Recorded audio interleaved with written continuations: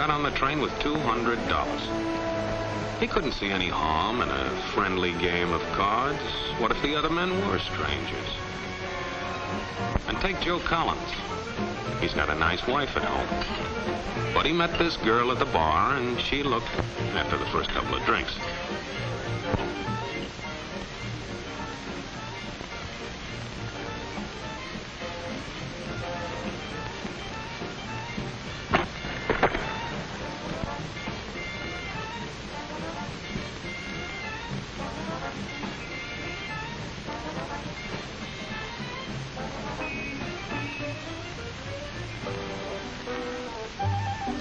There's a good old-fashioned word for people like us. We call them suckers. And there are other people. People who stay up nights figuring out how to take away what they've got. There are all kinds of games. Mike here, for instance. He's got everything in him. He's young, he's healthy, got a job. And he's got plenty of food. Big factories to make things a man can use. Big cities to do the business of a big company. And people. Lots of people. Enough to work the farm and build the factories, dig the mines, run the business. All kinds of people. People from different countries with different religions, different colored skins. Free people. They can live together and work together and build America together because they're free. Free to vote, to say what they please, go to their own churches, to pick their own jobs. Yeah, Mike's got something, all right.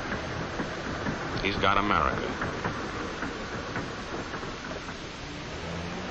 But there are guys who stay up nights figuring out how to take that away from him. I happen to know the facts. Now, friends, I'm just an average American.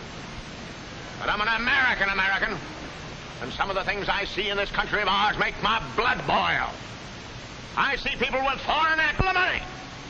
I see Negroes holding jobs that belong to me and you. Now, I ask you, if we allow this thing to go on, what's going to become of us real Americans? I've heard this kind of talk before, but I never expected to hear it in America. This fellow seems to know what he's talking about. What are we real Americans going to do about it? You'll find it right here in this little pamphlet. The truth about Negroes and foreigners. The truth about the Catholic Church. Do you believe in that kind of talk? I don't know, makes pretty good sense to me. And I tell you, friends, we'll never be able to call this country our own until it's a country without. Without what? Yeah, without what? Without Negroes. Without alien foreigners. Without Catholics. Without Freemasons. You know these people. What's wrong with the Masons? I'm a Mason. Hey, that fellow's talking about me. And that makes a difference, doesn't it? These are your enemies. These are the people who are trying to take over our country. Now you know them. You know what they stand for. And it's up to you and me to fight them. Fight them and destroy them before they destroy us. Thank you.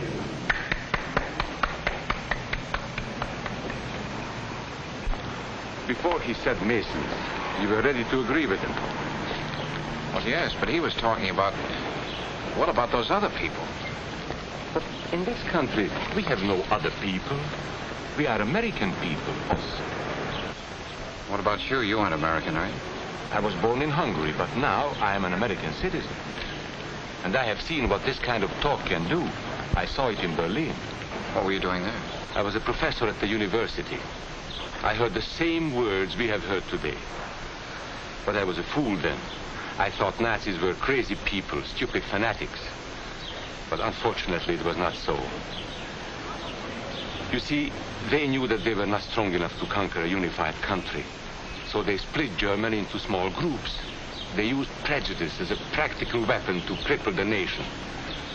Of course, that was not easy to do. They had to work hard to do it.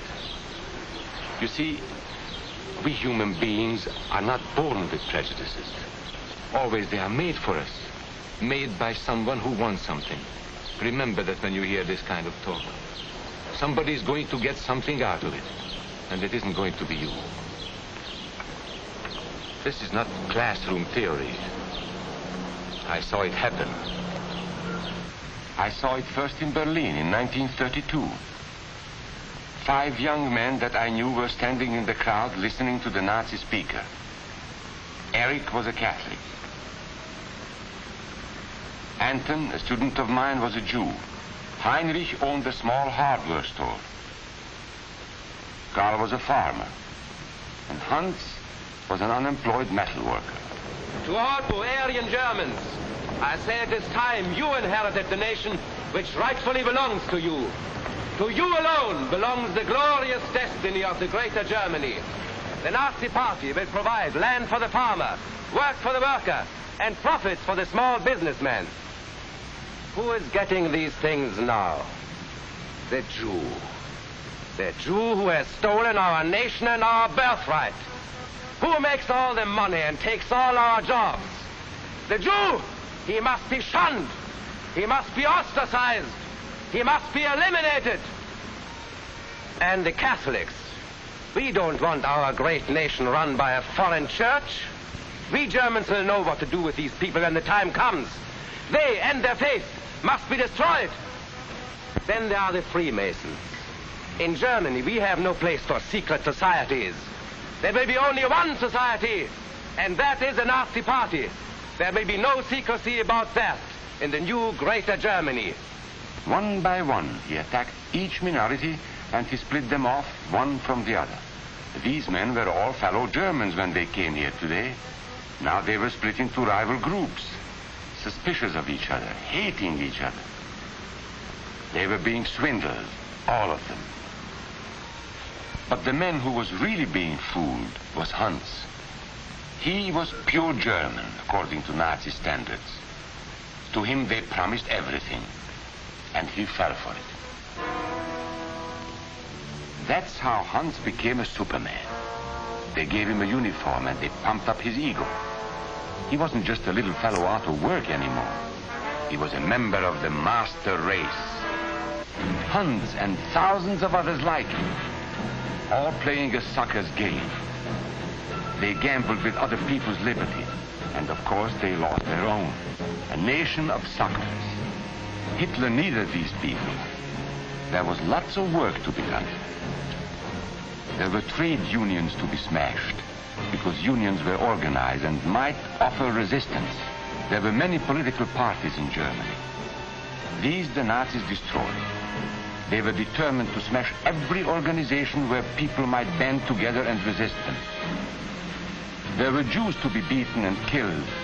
The Jews were not powerful, but they were a convenient excuse for all the nation's ills.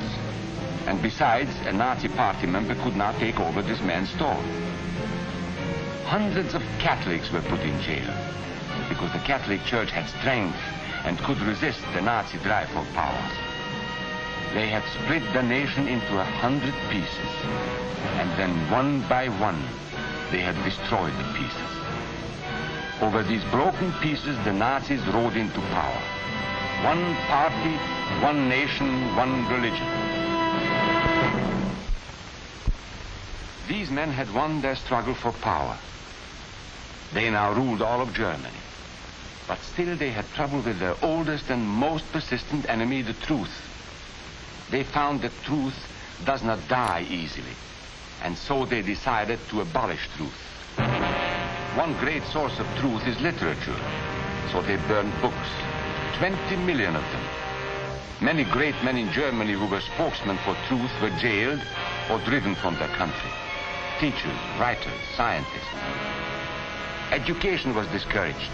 In 5 years, college attendance dropped 53%. It was forbidden to listen to a British radio program or read an American newspaper. In Nazi Germany, you had to get your information from Dr. Goebbels. He knew what was best for you. The church was one force in Germany still strong enough to proclaim the truth in public. This Catholic priest was arrested the following day on charges of immorality. The Protestant church also continued to try and fight for truth. The Nazis put this man in a concentration camp. There were others who spoke for truth, and I am proud to say that educators were among them. And what, may I ask, is an Aryan? I don't know myself. But let us see what our present so-called authorities have to say about it. They say he is tall,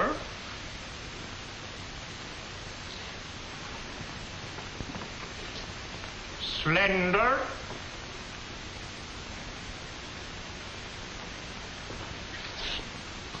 blue-eyed, and blonde. There is no Aryan race. And more important, there is no master race. There are people who may find these ideas convenient, but science cannot support them. There is no scientific proof that there's any correlation between a man's racial characteristics and his native ability or character. In all racial groups, we find the same range of potentialities. We find idiots and geniuses. We find criminals and philanthropists. We must judge each man as an individual and not by the color of his skin or his eyes or by the length of his nose.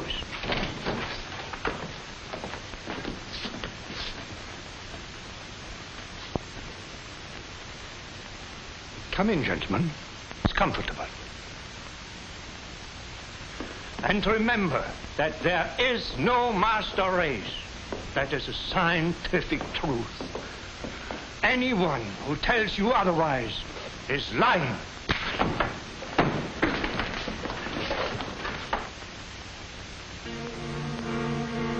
And so for all practical purposes, truth had been abolished in Germany. A lot of my German friends wondered what had hit them. How did it happen? Where did it start?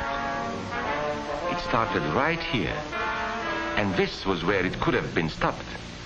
If those people had stood together, if they had protected each other, they could have resisted the Nazi threat.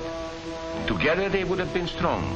But once they allowed themselves to be split apart, they were helpless. When that first minority lost out, everybody lost out. They made the mistake of gambling with other people's freedom. Now let's see how those bets paid off.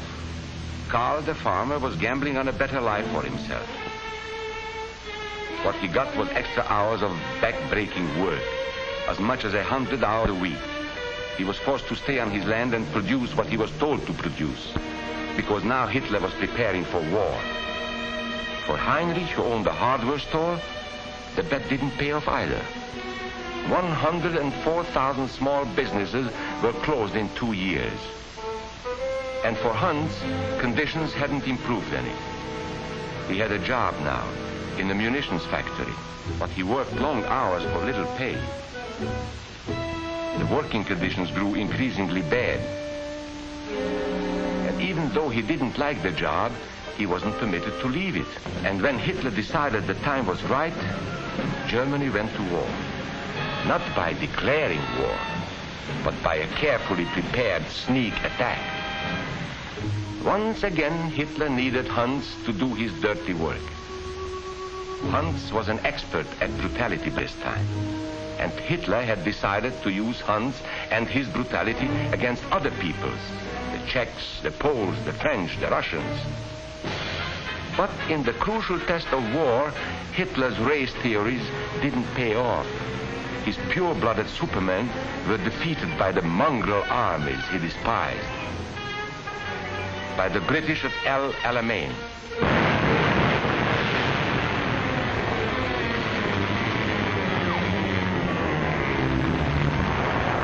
By the Russians at Stalingrad.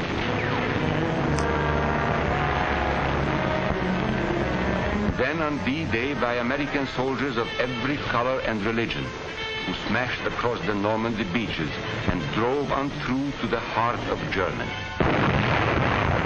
For the misguided Germans who had swallowed the Nazi bait, the Nazi game did not pay off.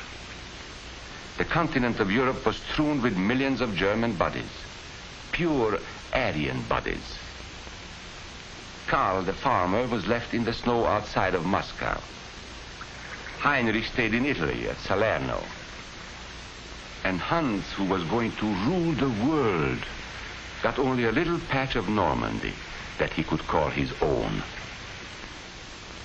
We must never let that happen to us or to our country. We must never let ourselves be divided by race or color or religion, because in this country we all belong to minority groups. I was born in Hungary. You are a Mason. These are minorities. And then you belong to other minority groups too. You are a farmer. You have blue eyes. You go to the Methodist Church. Your right to belong to these minorities is a precious thing. You have a right to be what you are and say what you think, because here we have personal freedom.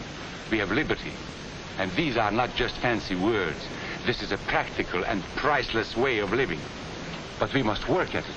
We must guard everyone's liberty, or we can lose our own. If we allow any minority to lose its freedom by persecution or by prejudice, we are threatening our own freedom. And this is not simply an ideal. This is good, hard common sense. You see, here in America is not a question whether we tolerate minorities. America is minorities. And that means you and me.